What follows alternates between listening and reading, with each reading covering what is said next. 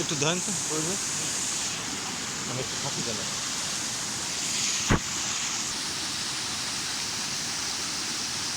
তো ভিডিও করতেছিলেন। হুম।